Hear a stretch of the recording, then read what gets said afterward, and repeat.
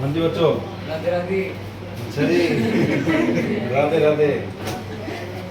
अब इसमें हमारे पास जो डिस्कस करे बेटा 3.1 एक्सरसाइज, ठीक है। इसकी तुम्हें इक्वेशंस बताऊंगा मैं कैसे बनानी है, ठीक है। सोल्व तुमने अपने आप करनी है ग्राफिकल मेथड से। ग्राफिकल मेथड क्लियर हुआ नहीं हुआ? हो गया था? नहीं हुआ क्लियर? अब देखना इसमें ये था हमारे पास जो आपने मेथड सोल्व करने हैं। कौन कौन से मेथड बताए थे इसमें? हमने सोल्व किया था ग्राफिकल मेथड, ठीक है। अब यहाँ पे नेक्स्ट जो दे रखा है क्वेश्चन नंबर 1। क्वेश्चन नंबर 1 की बेटा यहाँ पे इक्वेशंस बनाएंगे, ठीक है। इक्वेशन से आपको पता लग जाएगा, जो भी स्टेटमेंट होगी उसको ध्यान से पढ़ना है। अगर तुम्हें स्टेटमेंट को, क्योंकि तुम्हारे पास जो 10th क्लास है उसके अंदर ये समझ लो 60 to 70% वर्ड प्रॉब्लम क्वेश्चंस हैं, ठीक है। और उसका जो डिस्कस कर रखा है स्टेटमेंट के अंदर ही कर रखा है, बाहर जाने की जरूरत नहीं है। वो कैसे कि इसकी जो लास्ट लाइन है वो हमें बताएगी भाई हमें सोल्व क्या करना है। लास्ट लाइन, ठीक है, लास्ट सेंटेंस बताएगा हमें क्या सोल्व करना है, क्या लेट करना है। तो अगर हम 1 बाय 1 इस स्टेटमेंट को पढ़ेंगे तो अपने आप पता लग जाएगा भाई इसकी इक्वेशन क्या बनेगी। अब इसको रीड करो, इसमें क्या दे रखा है लास्ट में? Find the number of boys and girls who took part in the quiz, ठीक है। तो यहाँ पे आपने करना क्या बेटा, लास्ट में जो इसने पूछा है उसी को लेट करोगे, ठीक है। तो क्या लेट करोगे यहाँ पे, क्या लेट करोगे? Let boys X. हाँ जी, Let boys X and let number of girls is. क्या देंगे यहाँ पे,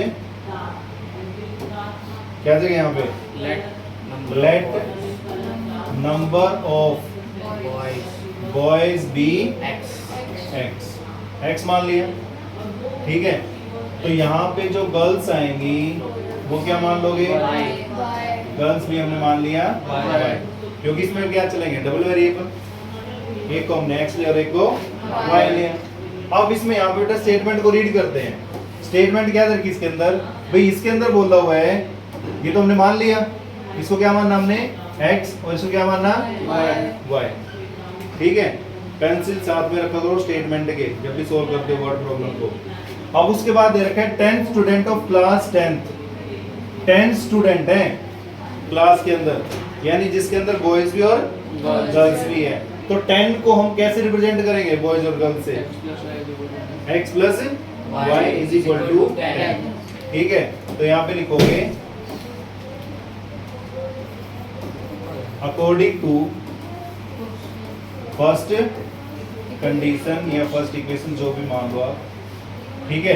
तो फर्स्ट कंडीशन क्या रखी इसमें कि भाई x plus y is equal to कितना आ गया? 10 आ गया, ठीक है। x प्लस वाई क्या आ गया? 10। तो बेटा इसको हमने क्या मान लिया? First equation. अब थोड़ा सा आगे चलते हैं, क्या कह रहा है वो। अब जैसे ही यहाँ पे नेक्स्ट चलते हो नेक्स्ट में दे रखा है if the number of girls.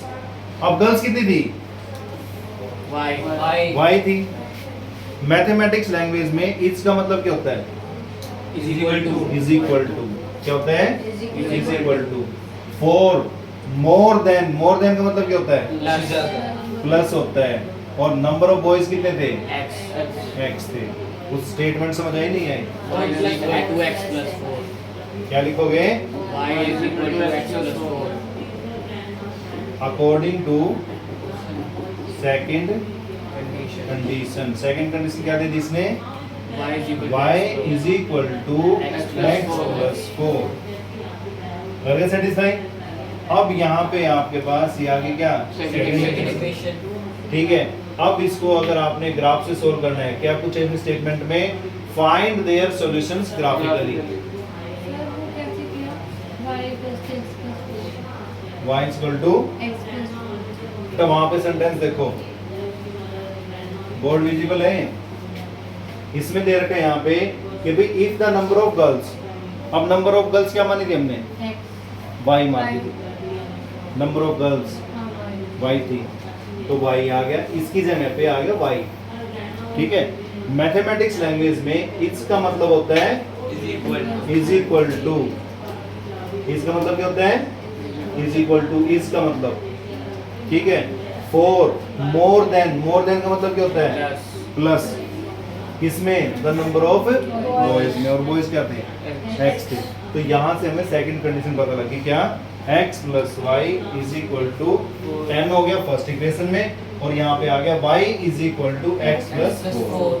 ठीक है, इस क्वेश्चन के अंदर क्या करना होगा बेटा, दो इक्वेशंस बनेगी, या तो हमें प्लस बोलता है या माइनस बोलता है या मल्टीप्लाई बोलेगा। ठीक है, ज्यादातर तो प्लस माइनस होता है। ठीक है, अब किसी वैल्यू को मान लो यहाँ पे दो लाइन ड्रॉ कर दी मैंने, ठीक है, अब मैं बोलता हूँ भाई इन दोनों लाइनों को बराबर करना है, तो कैसे करोगे बराबर, उसको थोड़ा है भाई, या तो इसको माइनस कर दो यानी खत्म कर दो, या फिर इसको प्लस कर दो। ठीक है, दोनों में से एक करना पड़ेगा, दोनों अप्लाई करोगे एक करोगे ना भाई, या तो माइनस करोगे या प्लस करोगे। तो हमने यहाँ पे बॉयज निकालने के लिए क्या कर दिया, गर्ल्स को निकालने के लिए नंबर ऑफ बॉयज में 4 को प्लस कर दिया। अगर हम यहाँ पे x लेते तो फिर क्या करते बेटा, y में से 4 को माइनस करना पड़ता।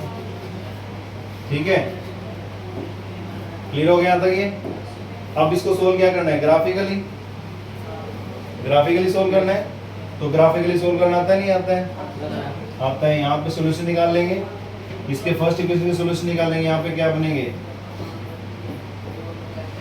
अब यहाँ पे देखो दोनों का सम 10 आना चाहिए, जो मन करे रख लो। ठीक है, क्या क्या रखें, मान लो यहाँ पे x को हमने 3 लिया तो y कितना आएगा 7 आएगा। कुछ नहीं करना हमने, ग्राफिकल में कोई चेकिंग करता, हम चेक कहाँ पे करेंगे, अलजेब्रिकली सॉल्यूशन जब निकालेंगे, सब्स्टिट्यूशन मेथड जब करेंगे और एलिमिनेशन करेंगे तो हम चेक करेंगे, अदरवाइज नहीं करेंगे। ठीक है, यहाँ पे मान लो 5 रखा तो यहाँ पे कितना देगा 5। ठीक है, यहाँ पे अगर 4 रखा तो यहाँ पे कितना देगा 6, क्योंकि दोनों का सम कितना आना था 10 आना था। ऐसे ही यहाँ पे हो जाएगा। ठीक है भाई, जो y है ये तो आ गया हमारे पास फर्स्ट के सॉल्यूशन। अरे टॉफी ज्यादा ना खाया कर।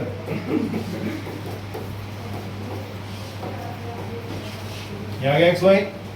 अब यहाँ पे देखो x राइट साइड में है, x की वैल्यू 0 रखो तो y कितना आ गया 4 आ गया। x की वैल्यू 1 रखो तो y कितना आ गया 5। 2 रखो तो कितना आ गया 6। दोनों बन गए। ग्राफ सॉल्व कर लोगे नहीं कर लोगे, हो जाएगा, करके दिखाएं।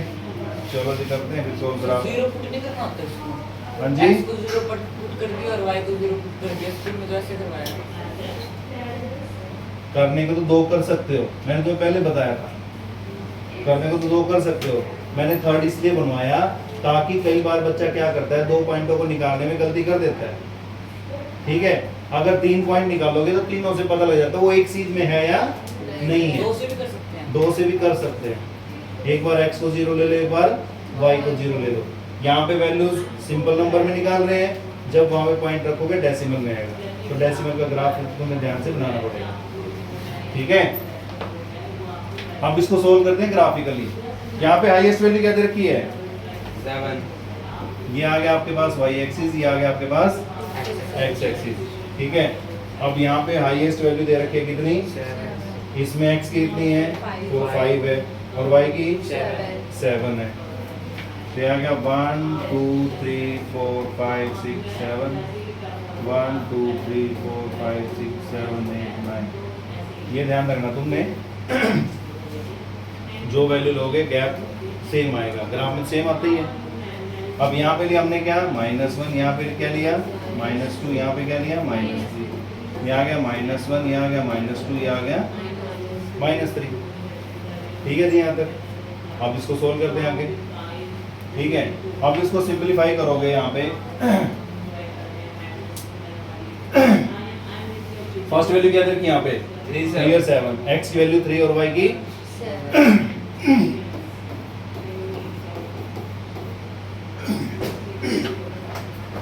x3, ये आ गया 1 2 3 4 5 6 7। ये 3 था, ये 7 था, यहाँ पॉइंट आएगा। ठीक है, फिर क्या था 5 5, ये 5 ये 5, यहाँ पे आ गए नेक्स्ट में 4 6, ये 4, x की वैल्यू 4 और y की वैल्यू 6। यहाँ पे पॉइंट आएगा कि बीच में, तो ये लाइन ऐसे ड्रॉ हो जाएगी। ठीक है जी। फिर आगे क्या दे रखा है? 0 4, x की वैल्यू 0 y 4, ये पॉइंट आ गया। फिर क्या दे रखा है? 1 और 5, 1 और 5 यहाँ आएगा। ठीक है। फिर क्या दे रखा है? 2 और 6, ये 2 और ये 6 यहाँ पे आएगा। ठीक है, ये वैल्यू यहाँ पे चली जाएगी।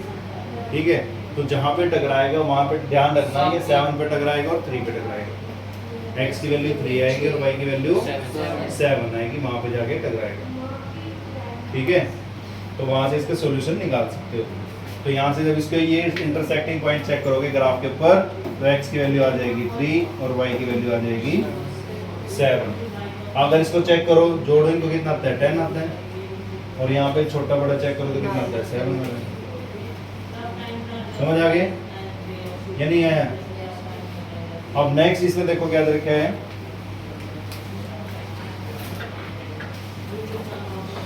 नेक्स्ट अब तुम्हें इक्वेशंस बता दूंगा मैं, ठीक है? उसके बाद सोल्व तो कर ही सकते हैं नहीं।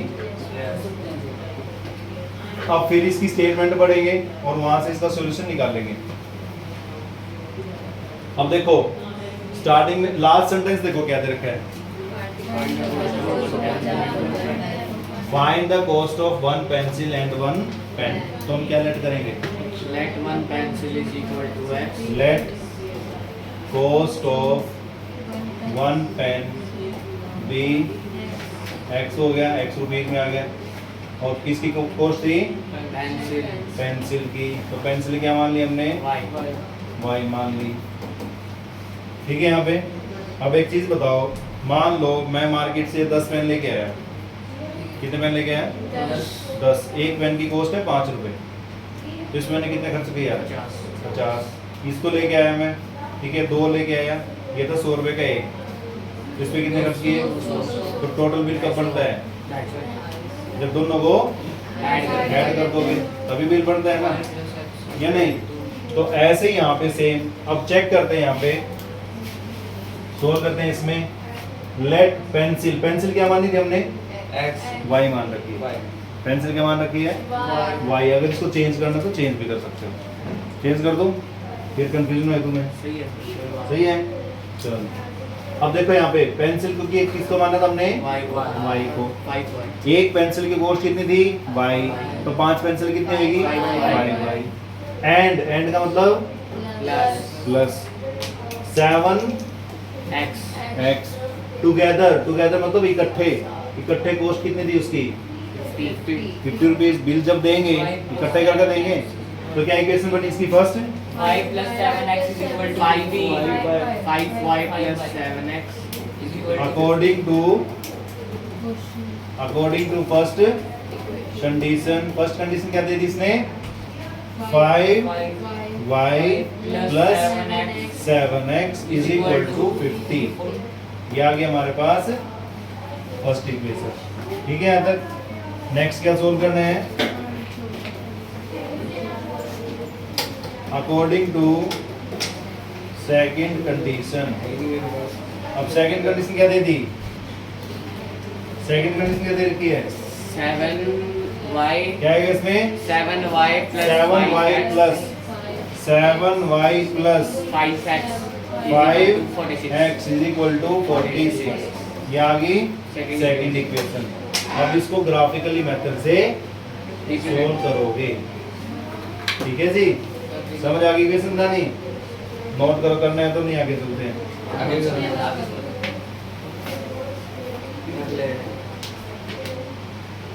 अब देखो क्वेश्चन नंबर 2 में तो हो गया था सोल्व ये। Yes sir. क्वेश्चन नंबर 2 में क्या किया था हमने?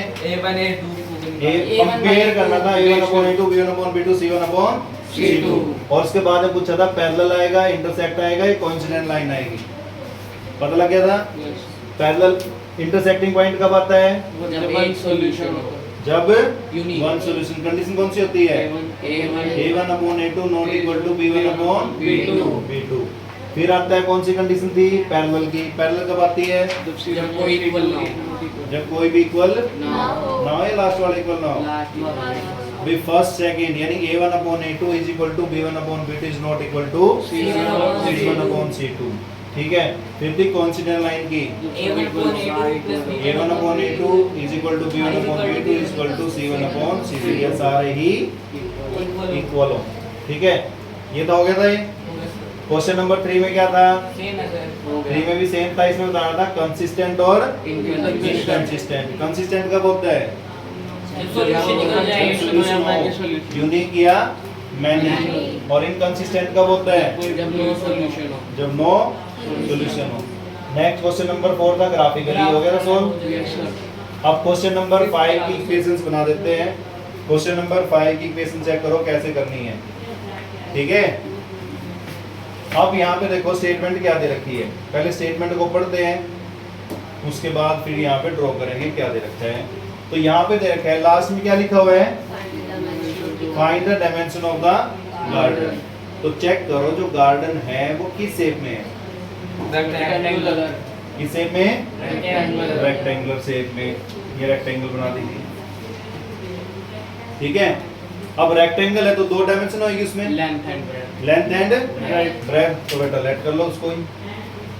लेट लेंथ बी क्या देगा, x मीटर, और ब्रेथ क्या देगी, breadth of rectangular garden y metre. आ गए यहाँ पे। अब यहाँ पे कंडीशन को रीड करते हैं क्या दे रखी है। इसमें कंडीशन चेक करो फर्स्ट सेंटेंस को, half the parameter of a rectangle garden. Half the parameter, half the parameter का मतलब, पैरामीटर का फॉर्मूला क्या होता है, x plus y, 2 into x plus y। Parameter का मतलब होता है डायमेंशंस का सम, यही होता है ना, या नहीं।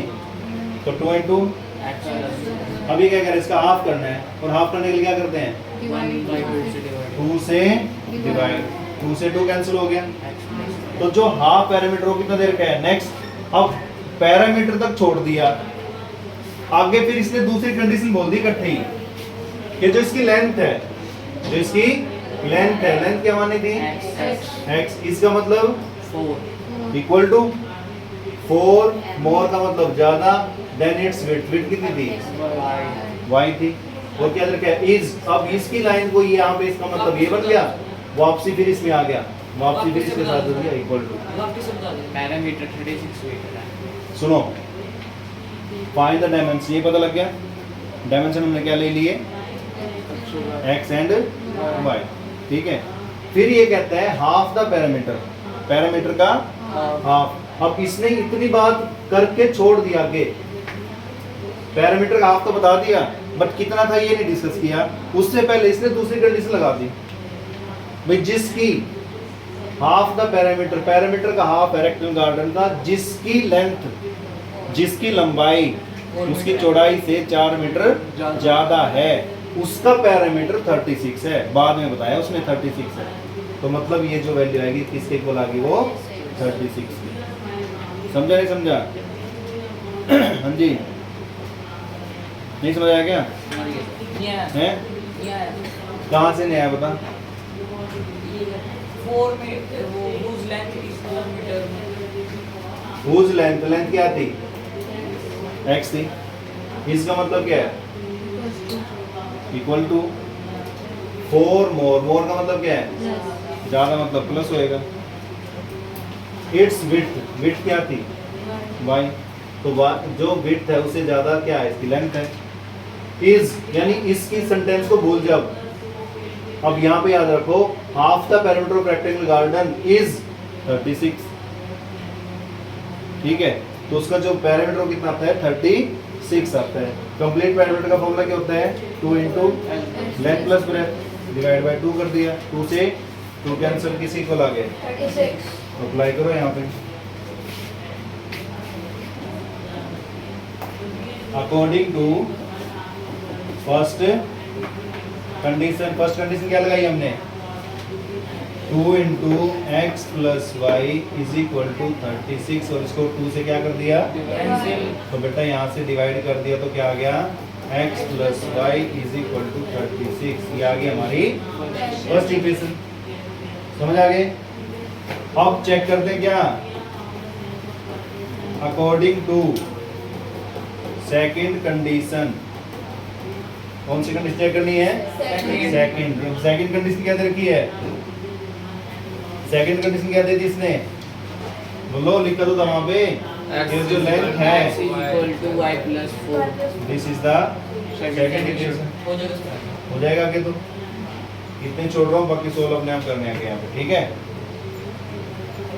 अब नेक्स्ट देखो क्वेश्चन नंबर 6। बिल्कुल सिंपल था, कुछ ज्यादा मंत्र नहीं पड़ने इसमें। 6 में क्या दे रखा था? एक इक्वेशन दे रखी थी 2x plus 3y minus 8 is equal to 0।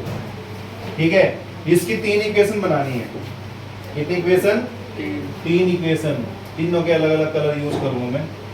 First condition क्या कह रखा है इसने? Intersecting line. क्या करें? इंटरसेक्ट करें। ठीक है, यानी a1 upon a2 not equal to, तो a1 अपॉन a2 यहाँ जो मर्जी लिख लूं मैं, 4x लिख लिया मैंने। ठीक है, तो यहाँ पे मैं क्या कर देता हूँ? 7x लिख दो। यहाँ पे लिख दो, मान लो 7y लिख दिया माइनस 8 इज इक्वल टू 0। कर सकते हैं तो, क्योंकि यहाँ पे कंडीशन हमारे पास इक्वल नहीं आनी चाहिए। a1 upon a2 not equal to b1 upon b2। ये चीज क्लियर हुई नहीं हुई? अपनी मर्जी से जो मन करे लिख दो, कोई प्रॉब्लम नहीं। ठीक है, सब कैंसिल हो जाते लगाएंगे। आने तो फिर सिर्फ सॉल्व तो नहीं करना ना, है नहीं, सोल्व नहीं करना इसमें। सिर्फ क्या मांगा उसने? ठीक है, such that symmetrical representation two variable, write another linear equation। अब चलते हैं बेटा सेकंड पे। सेकंड कंडीशन क्या? पैरेलल। पैरेलल कब होता है? लास्ट वाला इक्वल ना है। इसको मान लो बेटा, यहाँ पे लिया मैंने 4x, इसको ले लिया 6y, इसको प्लस 8 कर दो। प्लस 8 कर सकते हैं, क्योंकि इसमें क्या आएगा? -1 आएगा। और इसको टू क्या करते हैं यहाँ पे? 0। यहाँ तक ठीक हो गया। फिर करते हैं लास्ट में। अब थर्ड इक्वेशन लेते हैं। थर्ड में क्या कह रहा है वो? मतलब सारे रेशियो तो इक्वल होंगे, तो इसको 2 से मल्टीप्लाई करो, इनको डबल कर दो। 4x 6y 16 is equal to 0। ये पता लग गया यहाँ पे। अब क्वेश्चन नंबर 7 में दे रखी है दोनों इक्वेशंस दे रखी है। तो ये जो इक्वेशन दे रखी है, इनका आपने ग्राफ ड्रॉ करना है। ग्राफ ड्रॉ करने के बाद जो ट्रायंगल बनेगी उसका एरिया निकालना। निकल जाएगा? एरिया नहीं निकलेगा। हाँ जी, एरिया नहीं निकलेगा।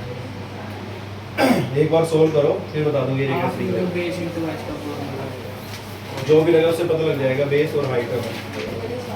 ठीक है जी, मिलते हैं फिर नेक्स्ट वीडियो में। तब तक के लिए bye bye, good night, take care. भाई तू कहाँ जा रहा है? भाई मैं तो कॉपी निकाल दूंगा। 35 मिनट है भाई।